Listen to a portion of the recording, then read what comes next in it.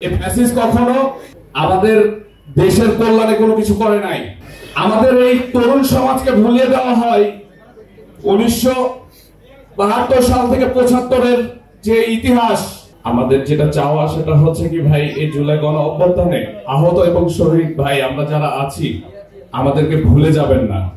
আমি যে অবস্থা থেকে আজকে আপনাদের সামনে দাঁড়াতে পেরেছি তার কাছে শুকরিয়া জ্ঞাপন করে শেষ করতে পারবো না।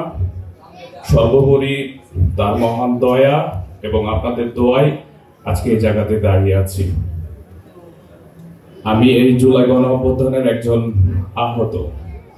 আমি 20 জুলাই রামপুরাতে আহত হই। আমার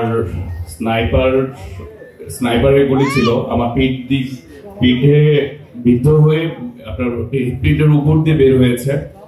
আমার ক্ষতিগ্রস্ত অবস্থা, 4টা খাদ্যনালী ছিঁড়ে গেছে, আমার ফুসফুস ছিটছে এবং একটা কিডনি ড্যামেজ। বর্তমানে এখনো আমি চিকিৎসাধীন অবস্থায় আছি। এখনো আমার একটা মেজর অপারেশন আছে। আমার আহত ভাই বোনেরা অনেক কিছু বলে গেল। আসলে ভাই আমি নিজে আহত, কি কষ্ট কি বেদনা এই বিষয়টা আমি খুব ভালো ফিল করতে পারি, কারণ আমি আহত।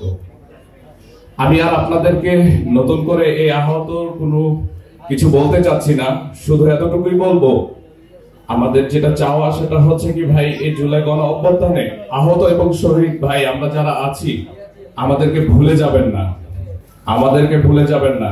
সর্বোপরি যেহেতু আপনারা অনেক কষ্টের কথাই শুনলেন, আমি আমার এই তিক্ত অভিজ্ঞতাটা আর প্রকাশ করতে চাচ্ছি না, কিন্তু না বললেই নয় এই ফ্যাসিস্ট, এই দোসর, এদের কর্মকাণ্ডগুলো এরা কতটা অমানুষ।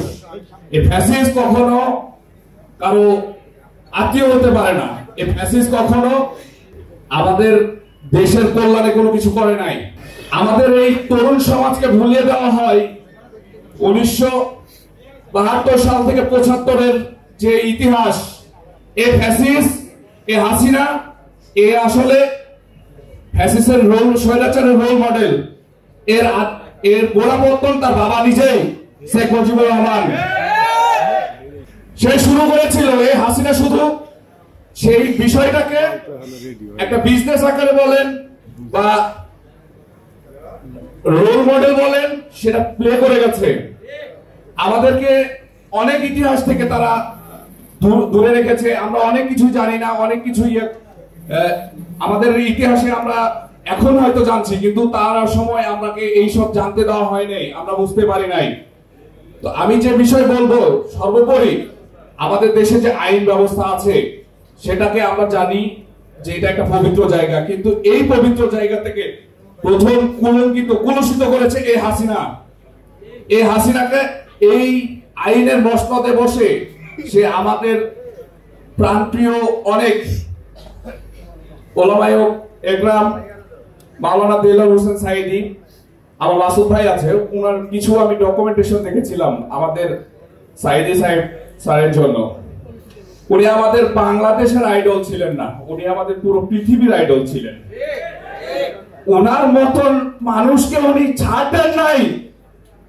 আমি আমার এই অবস্থা, আমার এই নিহত ভাইদের জন্য না, আমি এই সকল নিজামী সাহেব এবং আরো যারা আছে, আমার এখন ট্রমা অ্যাটাক, অনেক নাম আমার মনে আসছে না, কিন্তু আপনারা জানেন এই ইতিহাসগুলো, যাদের কাছে বর্বরতা, যাদের জন্য এই বর্বরতা চালিয়েছে, এই সব মানুষদের যারা অপব্যবহার করেছে, এটার একটা সুষ্ঠু বিচার চাই। সর্বোপরি আমি আহতদের বিষয় থেকে একটা কথাই বলবো, আমার জোর দাবি থাকবে যে ফ্যাসিস্টদের বিচার যেন ইনশাআল্লাহ কনফার্ম হয়। আমি এদের ফাঁসি চাই।